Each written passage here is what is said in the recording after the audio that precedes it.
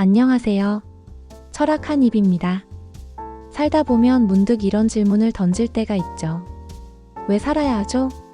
언젠가 한 번쯤은 이런 생각을 해보셨을 거예요.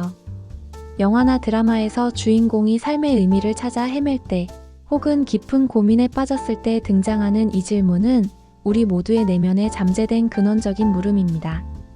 이 질문에 대해 오늘 저희 철학 한 입이 위대한 철학자 프리드리히 니체의 시선으로 함께 깊이 있게 고민해 보고자 합니다. 니체는 신은 죽었다는 충격적인 선언으로 서양 철학사에 지대한 영향을 미친 인물인데요. 과연 그는 이 거대한 질문에 어떤 답을 내렸을까요? 그의 독특하고 때로는 도전적인 사상은 현대인의 삶에도 여전히 강력한 울림을 줍니다. 궁금하시죠?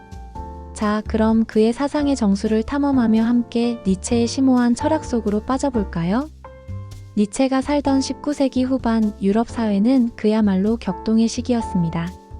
수세기 동안 서구 문명의 정신적 지주 역할을 해왔던 종교와 전통적인 가치관들이 과학기술의 발전과 합리주의의 물결 속에서 흔들리기 시작했습니다. 과거에는 당연하게 여겨졌던 진리들이 더 이상 유효하지 않게 되고 사람들은 삶의 방향을 잃은 채 혼란스러워했습니다. 니체는 이러한 현상을 니힐리즘, 즉 허무주의의 도래라고 정확하게 진단했어요. 니힐리즘은 단순히 염세적인 태도를 넘어 기존의 최고 가치들이 무의미해지고 더 이상 삶을 지탱할 만한 새로운 가치도 나타나지 않는 상태를 의미합니다. 마치 거대한 폭풍이 몰아치듯 과거에 굳건했던 모든 토대가 무너져 내리는 혼란과 위기의 시대였죠. 사람들은 삶의 의미를 잃고 방황했으며 깊은 절망감에 사로잡히기도 했습니다. 이때 니체는 과감하고 도전적인 목소리로 이렇게 선언합니다. 신은 죽었다. 이 말은 단순히 기독교적인 신의 존재를 부정하는 것을 넘어 이제 인간을 구원하고 삶의 의미를 부여해줄 절대적인 외부의 힘이나 초월적인 권위가 더 이상 존재하지 않음을 의미하는 것이었습니다. 더 이상 종교나 전통에 기대어 삶의 의미를 찾으려 하지 말고 이제는 인간 스스로가 삶의 의미를 찾고 자신만의 가치를 창조해야 할 때가 왔음을 선언하는 과감한 외침이었죠. 니체는 이 니힐리즘의 위기를 직시하고 이를 극복하기 위해서는 삶의 고통과 어려움을 회피하지 않고 오히려 그것들을 적극적으로 마주하며 삶을 온전히 긍정하며 자신의 의지대로 살아가는 것이 중요하다고 강조했습니다. 마치 험난한 산을 오르듯 도전과 시련, 그리고 그 속에서 필연적으로 수반되는 고통을 통해 스스로를 단련하고 성장해야 한다는 거죠. 이것이 바로 니체가 제시한 허무주의를 넘어설 수 있는 첫걸음이었습니다. 니체는 인간이 스스로의 힘으로 가치를 창조하는 존재로 거듭나야 한다고 믿었으며 이를 통해 새로운 시대의 인간상을 제시하고자 했습니다. 그렇다면 니체가 제시한 니힐리즘을 극복하고 나아가야 할 새로운 인간상은 어떤 모습일까요? 바로 위버맨시입니다. 이 단어는 흔히 극복인 또는 초인으로 번역되곤 하는데요. 위버맨시는 단순히 신체적으로 강하거나 뛰어난 능력을 가진 사람을 의미하는 것이 아닙니다. 그것보다는 기존의 가치관이나 도덕, 사회적 통념에 얽매이지 않고 스스로 새로운 가치를 창조하며 삶의 고통과 시련을 당당히 마주하고 극복하며 자신의 잠재력을 최대한으로 발휘하는 인간을 의미합니다. 와, 정말 멋지고도 도전적인 이상향 아닌가요? 마치 한계를 모르는 슈퍼히어로 같다고 생각할 수도 있겠지만 니체가 말하는 위버맨시는 외부의 힘이나 절대자, 즉 신에게 의존하지 않고 오직 자기 자신의 강인한 의지와 용기로 삶을 개척해 나가는 사람입니다. 단순히 잘나거나 강한 사람이 아니라 자신의 삶에 대한 주체적인 의식을 가지고 자신만의 엄격한 가치관을 가지고 스스로를 제어할 줄 아는 존재예요. 이들은 타인의 평가나 사회적 기준에 흔들리지 않고 오직 자신만의 내면의 소리에 귀 기울이며 성장해 나갑니다. 니체는 우리 모두가 매 순간 위버맨시가 될 수는 없다고 보았습니다. 하지만 우리는 끊임없이 그 위버맨시를 향해 나아가야 한다고 강조했습니다. 지금의 나를 뛰어넘어 더 나은 내가 되기 위해 부단히 노력하는 것. 끊임없이 자기 극복을 시도하고 자신을 초월하고자 하는 의지를 갖는 것. 그것이 바로 니체가 말하는 위버맨시를 향한 여정인 거죠. 마치 끝없이 발전하는 게임 캐릭터처럼 새로운 기술을 배우고 더 강한 적을 물리치며 한 단계씩 성장해 나가는 것과 비슷하다고 볼 수 있습니다. 이 과정에서 필연적으로 고통과 실패가 따르겠지만 위버맨 씨는 그것마저도 자신의 성장을 위한 발판으로 삼아 더욱 강해지는 존재입니다. 니체 철학에서 빠뜨릴 수 없는 또 하나의 핵심 개념은 바로 영원회귀입니다. 이 개념은 니체의 가장 심오하면서도 난해한 사상 중 하나로 꼽히는데요. 당신이 지금 살고 있는 이 삶, 당신이 겪는 모든 순간, 심지어 가장 사소한 선택과 가장 고통스러운 경험까지도 영원히 무한히 반복된다면 당신은 어떤 삶을 살겠는가? 이것이 바로 영원회귀 사상의 핵심을 꿰뚫는 질문입니다. 생각만 해도 아찔하고 어쩌면 섬뜩하게 느껴질 수도 있습니다. 만약 내일 아침 눈을 떴을 때 오늘과 똑같은 하루가, 똑같은 순간들이, 똑같은 기쁨과 슬픔, 성공과 실패가 영원히 반복된다면 어떨까요? 우리는 과연 그 삶을 기꺼이 다시 살아낼 용기가 있을까요? 이 질문은 우리에게 현재의 삶을 얼마나 진정으로 소중하고 가치 있게 살아야 하는지를 극명하게 깨닫게 합니다. 니체는 이 영원회귀를 긍정하고 받아들일 수 있는 사람이야말로 위버맨 씨에 가깝다고 보았습니다. 현재 이 순간의 삶을 온전히 사랑하고 긍정하는 것. 아무리 힘들고 고통스러운 순간이라도 그 모든 것을 자신의 삶의 일부로 받아들이고 기꺼이 다시 살겠다고 말할 수 있는 용기.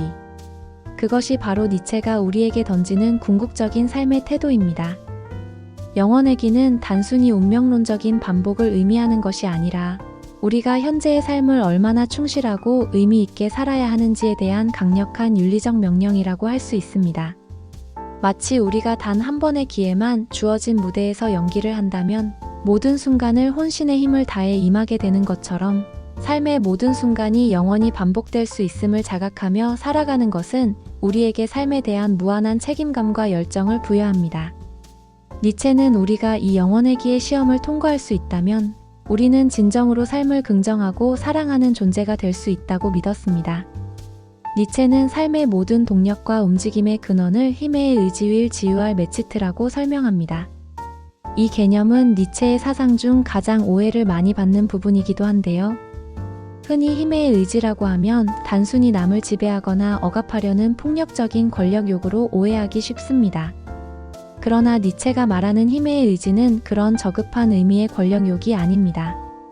오히려 자기 자신의 한계를 넘어서고 스스로의 잠재력을 최대한 발휘하려는 내면의 강력한 의지이자 끊임없이 성장하고 발전하려는 근원적인 욕구를 의미합니다. 이는 생명체가 스스로를 보존하고 확장하며 더 높은 단계로 나아가려는 본능적인 충동과도 연결됩니다. 니체는 모든 가치를 이 힘의 의지를 실현하는데 얼마나 기여하는지로 평가했습니다. 기존의 종교적 도덕이나 형이상학은 인간의 이러한 힘의 의지를 약화시키고 나약하게 만들며 삶의 본질적인 충동을 억압한다고 비판했습니다. 마치 목표를 향해 끊임없이 나아가려는 강력한 엔진과도 같습니다. 우리는 이 힘의 의지를 통해 스스로를 발전시키고 삶을 더욱 풍요롭게 만들어 나갈 수 있습니다. 예를 들어 어떤 분야에서 최고가 되기 위해 노력하는 예술가의 열정, 새로운 과학적 진리를 탐구하는 과학자의 끊임없는 탐구 정신, 혹은 자신의 신념을 지키기 위해 고난을 마다하지 않는 투사의 용기 등 이 모든 것이 니체가 말하는 힘의 의지의 발현이라고 볼 수 있습니다. 여러분 안에도 이런 강렬한 의지가 숨어 있지 않나요? 그것을 깨닫고 발휘하는 것이 바로 진정한 삶의 원동력이 됩니다. 니체는 이 힘의 의지가 단순히 생존 본능을 넘어 삶을 더욱 풍부하고 의미 있게 만들어주는 창조적인 힘이라고 보았습니다. 그리고 니체 철학의 정점에 있는 개념은 바로 아모르 파티입니다. 라틴어로 자신의 운명을 사랑하라는 뜻인데요. 이 개념은 앞서 살펴본 영원회귀 사상과 깊은 연관을 맺고 있습니다. 아모르 파티는 삶에서 일어나는 모든 것, 즉 기쁨, 슬픔, 성공, 실패, 심지어 가장 고통스럽고 불행한 순간까지도 포함하여 내 삶에서 일어나는 모든 것을 기꺼이 받아들이고 사랑하라는 의미입니다. 언뜻 들으면 운명에 대한 맹목적인 체념이나 수동적인 수능처럼 느껴질 수도 있지만 아모르 파티는 절대로 그런 수동적인 태도가 아닙니다. 오히려 주어진 운명과 현실 속에서 자신의 자유의지를 발휘하여 최선을 다하고 그 모든 것을 적극적으로 끌어안는 능동적이고 주체적인 삶의 자세를 말합니다. 비극과 고통마저도 삶의 불가피한 일부로 받아들이고 그 속에서 의미를 찾아내려는 강인한 정신. 마치 연극에서 어떤 역할을 맡든 그것이 비록 악역이거나 비극적인 역할이라 할지라도 그 역할에 온전히 몰입하여 최고의 연기를 보여주려는 배우와 같다고 할 수 있습니다. 아모르 파티는 단순히 현실을 수용하는 것을 넘어 자신의 운명을 적극적으로 선택하고 사랑함으로써 운명에 대한 우리의 태도를 변화시키고 삶을 긍정하는 강력한 힘을 부여합니다. 우리는 고통과 시련을 통해 더 깊이 있는 깨달음을 얻고 삶의 아름다움을 더욱 절실하게 느끼게 됩니다. 삶의 모든 순간을 긍정하고 사랑하는 것. 그것이 바로 니체가 우리에게 전하고자 했던 삶을 진정으로 의미 있게 만드는 궁극적인 메시지입니다. 아모르 파티는 우리에게 어떤 상황에서도 삶을 사랑하고 그 안에서 우리 자신의 위버맨쉬를 찾아갈 용기를 선사합니다. 결국 니체는 우리에게 삶의 고통과 어려움을 회피하지 말고 오히려 그것들을 통해 자신을 단련하고 성장하라고 말합니다. 삶은 끊임없이 우리에게 도전하고 예상치 못한 시련을 안겨줄 수 있습니다. 하지만 니체는 이러한 고통이 오히려 인간을 더 강하게 만들고 더 깊은 존재로 이끌 수 있는 기회라고 보았습니다. 삶의 모순과 절망 속에서도 기쁨을 찾고 실패를 통해 배우며 스스로의 잠재력을 끊임없이 발휘하는 삶. 이것이 바로 니체가 제시하는 왜 살아야 하는가에 대한 궁극적인 답입니다. 삶은 우리에게 끊임없이 도전하지만 그 도전을 통해 우리는 더욱 강해지고 더 큰 의미를 찾을 수 있습니다. 마치 비디오 게임의 어려운 레벨을 깨고 다음 레벨로 나아갈 때의 성취감처럼 혹은 험난한 산을 정복했을 때 느끼는 희열처럼요. 니체의 철학은 우리에게 삶을 피동적으로 받아들이기보다는 적극적으로 삶의 주인이 되어 끊임없이 자기 자신을 넘어서라고 촉구합니다. 여러분도 오늘부터 삶의 모든 순간을 아모르 파티의 정신으로 사랑하고 스스로의 위버맨쉬를 향해 끊임없이 나아가 보세요.